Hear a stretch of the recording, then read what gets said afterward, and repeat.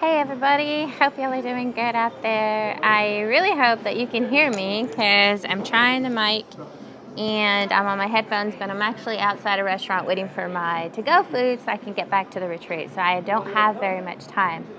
But if you're out there tuning in, give me a thumbs up or a heart, a smiley face. Show me, let me know that you can hear me, please. And hopefully my to-go order doesn't come in the midst of this. But anyhow, we are diving in here at the retreat. I'm in Georgetown, Texas, as most of you guys know, and I'm diving into Healing the Whole Person retreat. Shout out to JP2 Healing Center from Tallahassee, Florida. They come out to Texas, our area here, at least 4 or 5 times a year. So it's like, dude, y'all should just totally start an institute here so we can have you so close by. It'd be so worth it.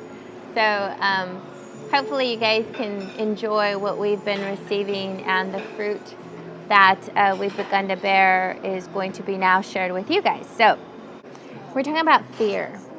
The topic for today is fear, and it's unfortunately too many of us give in to fear, and it keeps us imprisoned. It makes us something that we're not, and unfortunately fear is prevalent. I mean, if you look out in the world, there's so many of us holding back because of maybe some sense of fear that came our way.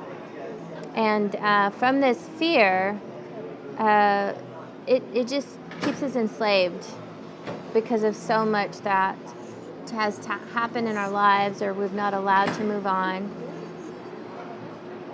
Some of the fear that we engage in, it might be something that happened to us, or we did something and it caused us to kind of shake a little bit. Sometimes it may have been from childhood memories, or some young adolescent thing, or even in your young adult life, even in parenting. You know, this thing of fear could be planted or rooted some way, somehow. But the question that I have for you guys, and I pose out there because remember, we're doing this together, we're accompanying one another, is what causes fear in me? What has caused fear in me? Kind of kept me stuck? And kind of help you along is like, I have no idea what the heck you're talking about, Stephanie. And so fear does this. We make these crazy promises out of fear. Okay, so this might sound familiar. I will never be like so-and-so. I will never do that, blah, blah, blah. Or out of fear, I'll say, I will never trust. I will never love again. I will never blah, blah, blah. Fill in the blanks. You know, we make these promises out of fear. Or I will not be vulnerable. You know, I will not let myself get caught up in that again, or things like that, that we make promises out of fear.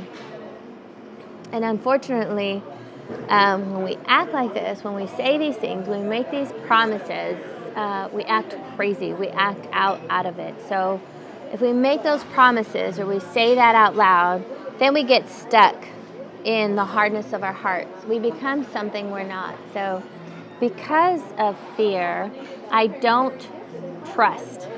And in particularly because of past wounds, or fears of regret, fears of shame, fears of resentment, I keep myself bound in not engaging in relationships, not trusting anyone, keeping people at a distance, not letting myself be vulnerable with them. I can't because I promised myself that I never would. Do you see how fear works in our lives? And unfortunately, fear does not allow us to tap into authenticity. Fear keeps us seeing truth about ourselves, truth about others, and truth about God. Most of all, God. And so when we're stuck in this fear, it keeps us disconnected from the communion and love that we're made to live out.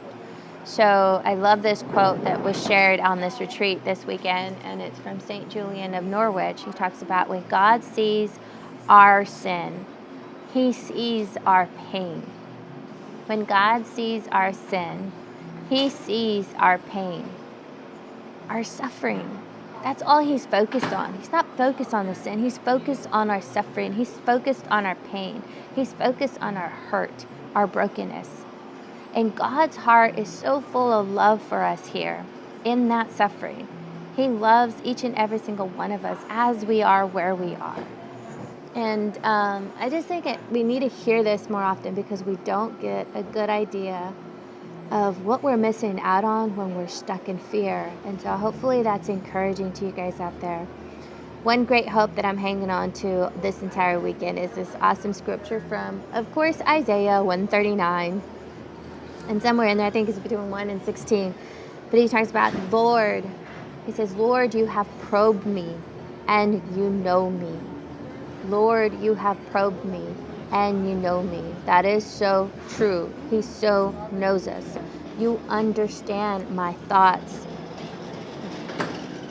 You understand my thoughts from afar, and with all my ways you are familiar. There's nothing new. There's nothing new that we can do that God is freaked out with or shocked or struck down, like, what did you just do? No, there's nothing new. He knows all our ways. He is so familiar with us as we are.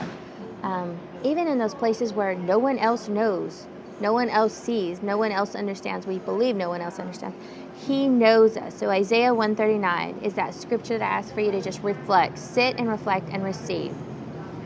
Also, the encouragement that I put out there, and it's one of the encouragements that was shared so far this weekend, is this young man shared with us about what God was doing with him. God, he has this desire. He has this heart to love us, right? And so he is wooing us right where we are. If you're listening to this and you're receiving something stirring within you, and you want to get to the root of this fear, allow yourself to go there. Trust in his mercy and his love. He is wooing you where you are as you are.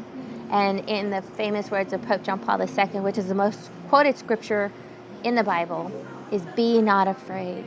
Be not afraid. Do not fear. Don't let fear hold you back from who you truly are. Lay your heart out on the altar at the foot of the cross and be loved. Be loved. All right, guys. I think that's it because I got to get back, and I hope you enjoyed it. I know there's so much more we can talk about, but I've got to get back and receive. God bless. Love you. And remember, this is all about living this love fully alive so that we can truly pierce hearts of others and be fully alive. Love you.